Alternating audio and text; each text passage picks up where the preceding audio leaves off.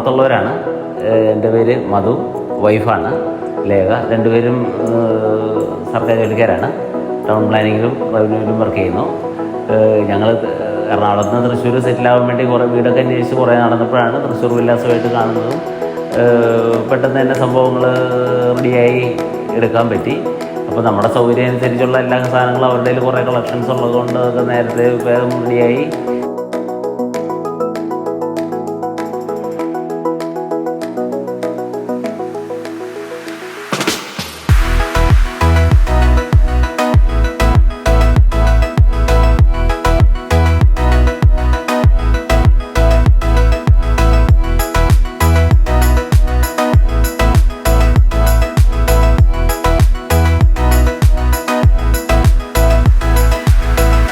ഏറ്റവും ആകർഷകമായി തോന്നിയ കാര്യം വളരെ സ്പീഡപ്പായിട്ട് കാര്യങ്ങൾ മുന്നോട്ട് പോയി എന്നുള്ളതാണ്.